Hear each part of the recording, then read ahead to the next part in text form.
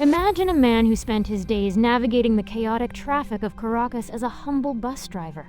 Now, imagine that same man holding the fate of a nation with the world's largest oil reserves in his hands for over a decade. This is the improbable, controversial story of Nicolás Maduro, the man who went from the driver's seat to the presidential palace. Nicolás Maduro Moros was not born into political royalty. He was the son of a prominent trade union leader, Nicolás Maduro Garcia. Growing up in the working-class neighborhood of El Valle, politics wasn't just a topic of conversation, it was the family business. At his public high school, Maduro got his first taste of leadership as the president of the student union.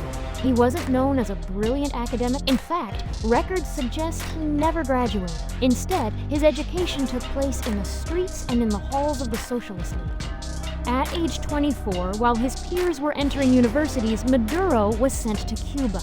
He attended a one-year course in political training at the Julio Antonio Mella School, run by the Union of Young Communists. He wasn't just learning theory, he was being groomed as a disciplined, loyal organizer.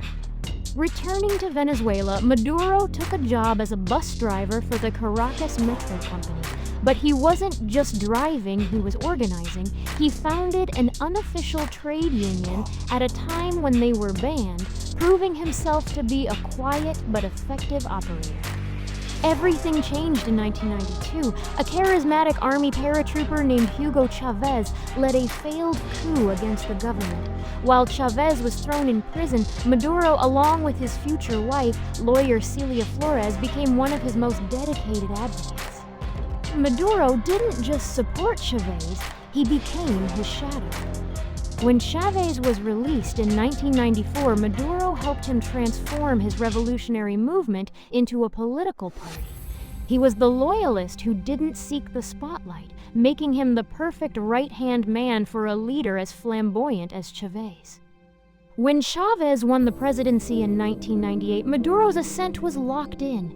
He was elected to the National Assembly in 2000, eventually becoming its speaker. By 2006, he was appointed foreign minister, a role he held for 6 years. As foreign minister, Maduro traveled the world, building an anti-Western alliance fueled by Venezuela's oil wealth. He wasn't a master orator like Chávez, but he was a survivor. He navigated the treacherous waters of internal Venezuelan politics by remaining one thing above all else, fiercely loyal. In late 2012, a dying Hugo Chávez did something unprecedented. He looked into the camera and told the Venezuelan people that if he were to pass away, they must elect Nicolás Maduro as their next president.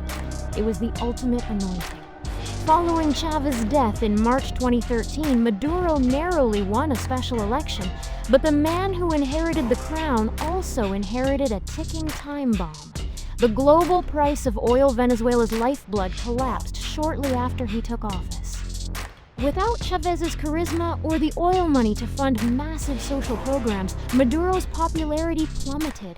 The bus driver was now accused of being a dictator. His government faced massive street protests, which were met with brutal crackdown. The story of Maduro's presidency is one of extreme endurance.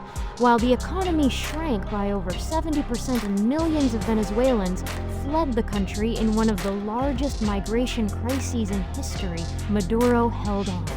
He relied on the military, the Supreme Court, and a complex network of international allies to stay in power despite international sanctions and domestic pressure.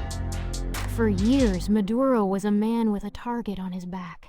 In 2020, the United States indicted him on narcoterrorism charges, offering a $15 million reward.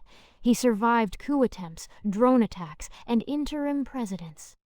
But the story took its most dramatic turn in early 2026. Following a high-stakes U.S. military operation, Maduro was captured and extracted from Venezuela to face trial in New York.